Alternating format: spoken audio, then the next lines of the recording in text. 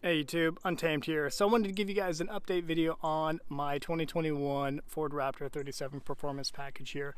Obviously in that very bright code orange color, which I've grown to really love and appreciate.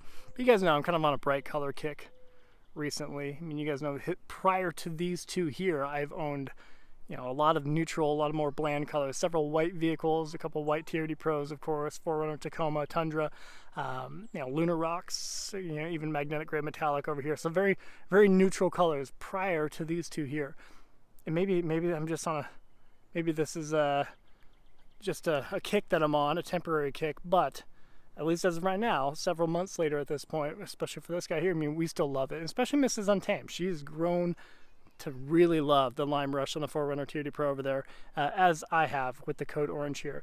In the sea of normal neutral colors, these are just exciting, right? And life is too short to drive boring cars, right? So in this video, I'm gonna talk through just a couple of my update thoughts on it.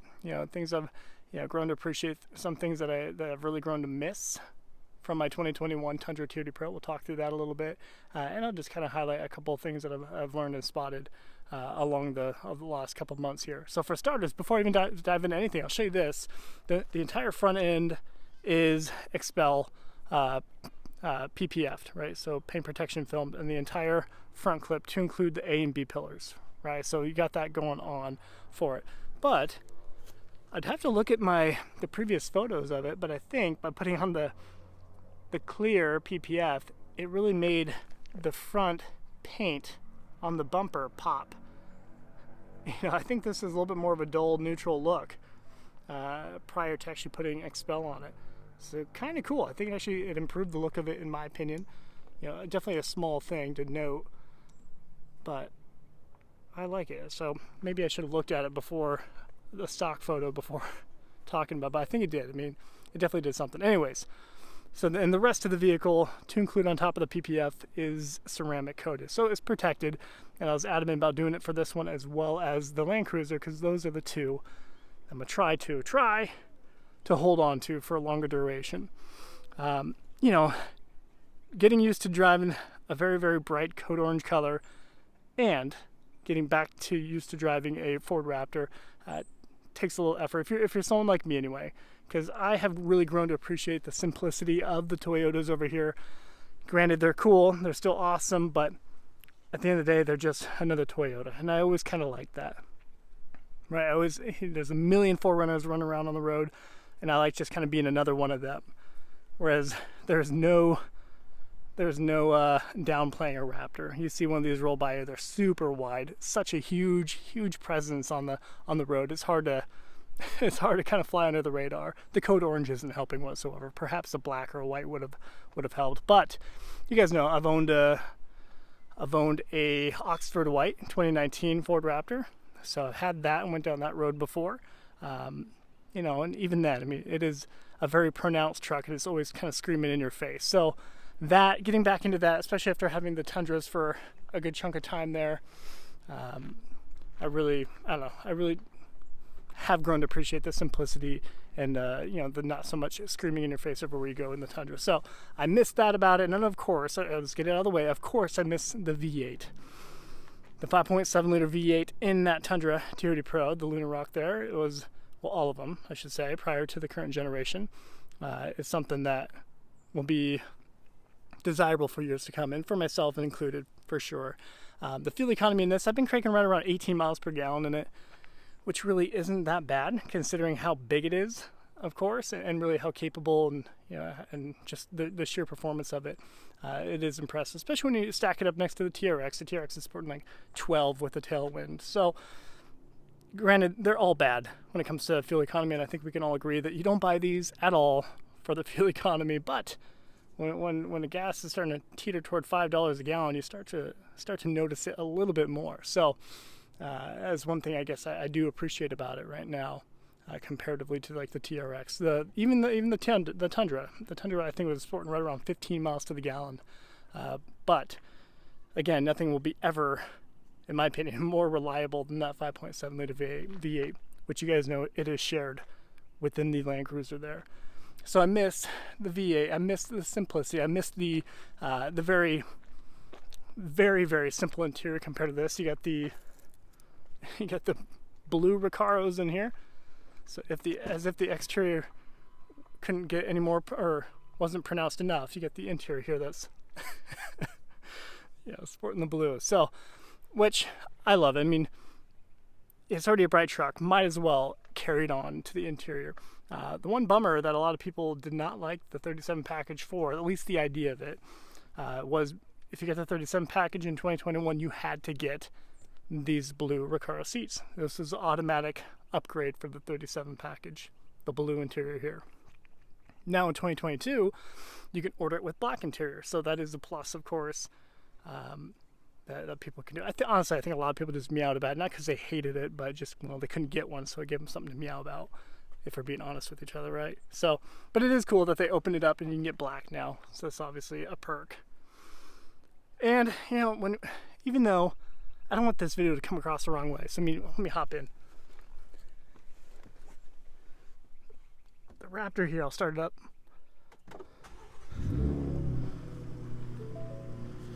The Raptor here is so much fun to drive. Yeah, just this morning I took it into town, and yeah, just putting it, and I immediately just will throw it into, this is the exhaust settings, so I'll pop it over to Baja exhaust, and it says only for off-road use. Sure. But yeah, I immediately do that, or a sport exhaust, and it just sounds awesome while you're driving around. But even then, I would still say the TRD catback exhaust in a 5.7 is preferred. So it's more, that's what I'm looking for. Like in this, it's easy to start speeding immediately because it just, you know, it cranks to 67 miles per hour in an instant, it feels like. Whereas in the Tundra, it was a process. Like you got on the throttle and it would scream, it would feel, it's kind of like a Honda Civic, right? You know, it screams for about 20 seconds and then you hit 60. You know, whereas this, you just right to it. You go straight to the speed limit. So, in that sense, I mean, you can argue either way that one is more exhilarating over the other. But hopefully, you kind of see my point with that. So, as you're getting on the throttle in the Tundra, it's just more drawn out, more of an experience, I should say. This will never get old, I don't think. I mean, this. But then again, you know, I remember when I bought my Gen 2, my 2019 Ford Raptor, I remember looking at the infotainment section here, even the center stack, I remember just thinking, whoa, wow, this is amazing, you know, kind of how I feel right now. I mean, I can't imagine this ever getting better. But here I'm going to eat my own words. I'm sure in a few years when they have the full dash LCD screen, the whole thing, it's kind of like Mercedes, right? I'm sure like that will be commonplace on Fords too. So even this will seem old before we know it. So that's the bummer about tech though, right? So even though this is amazing, I freaking love it. I love all of this. Even the gimmicky stuff is kind of fun. Ooh, let's try not to, good save. So even the gimmicky stuff I think is cool, right? I wonder what would happen if I just let that go there. All right, so yeah, this is kind of cool, right? I mean, when you're doing your homework assignments here, like that, everything about the interior is desirable in my opinion. I don't think it's too much. So, and if you're assuming you're not 90 years old, you can figure it all out. If you sit in here for an hour and just kind of poke around, you can start figuring out all the different options, all the different settings, and it's fun, right? And a vehicle should be fun. It should be, you know, something that you know, learn and adapt to and set to your own personal likings and settings, right? So I think this really is, you know, the right direction for most vehicle manufacturers to go. The Toyota, even though it never had amazing tech, I think maybe that was a part of the appeal. The fact that it never did have all that amazing tech is kind of what made me, at least, appreciate it over time, right? I mean, it didn't update its interior every 3 years, every 2 years like Ford and GM, right? Where they do the facelift on the outside. Them keeping things stagnant for several years, I think, proves to its benefit. I think a lot of people enjoy buying something and knowing that in freaking 2 years, everything's gonna be swapped out and upgraded, and I'm gonna have the old model, the old generation. I mean, that's kind of a sour taste, right? So I appreciate the fact that they did do the, you know, they kept that generation, the 5th generation, for so long at this point. The previous generation Tundra TRD Pro, or Tundra, was out forever. You guys get it. So it becoming long in the tooth is almost, I think, a good thing. So when you buy that 2021, or excuse me, the 2022 Tundra TRD Pro, I think you can buy it with peace of mind that you're getting a Tundra that's going to be largely the same as the 2030 Tundra, if that makes sense. So I think there's a lot of goodness in that, and I think there's a lot of good peace of mind in that too. If you're at least someone who's constantly worried or concerned about the value of your vehicle. So I think that is a recipe for sustainment of value when they don't change.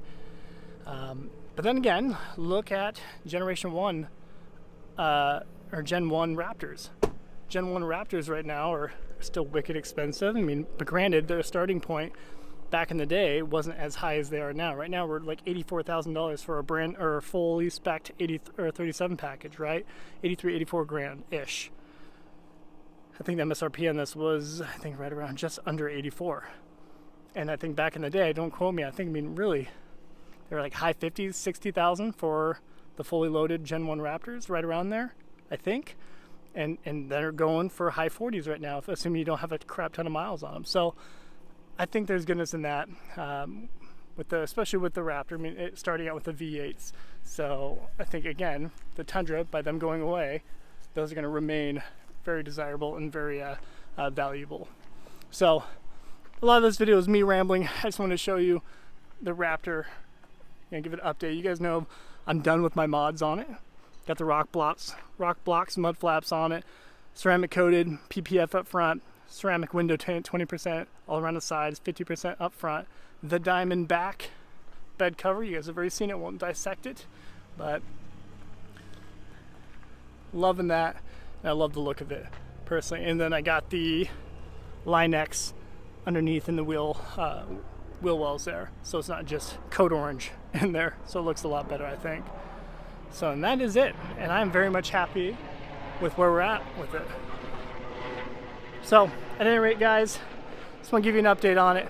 Loving the Raptor. You know, it's a tough call really picking this over a Tundra TRD Pro if given the choice, because I mean the price point is the biggest divide, of course, right? If this was closer to the price tag of a Tundra TRD Pro, this would be a no-brainer all day long, I think. But the fact that it is legitimately 40 grand, well, 35 grand ish. No, I think, right, yeah, just over 30 grand more than the Tundra TRD Pro. I mean, that's a huge chunk of change, right? So it's kind of hard to choose this over the TRD Pro. And I'm talking 21, the ones that I've experienced, I'm sorry. So the 22s, I think our starting point is 66,000, if I recall correctly. So they're creeping up, and that's just becoming our new reality, right? So more to follow on that thought, but I just want to give you an update on the Raptor here. I haven't showed it that much love lately. Actually, final thing, sorry. I don't think I actually mentioned it, but these are stealth PPF'd. I don't know if I've mentioned that in any of my videos yet. So I decided to do, he kind of talked me into it in the last second. So those are stealth PPF'd, and he did a phenomenal job underneath it too, entirely. So he went to the full length on the inside of the fender. And same goes up front. So kind of cool. Anyway, guys, I just want to share that with you. So appreciate you watching as always. Till next time.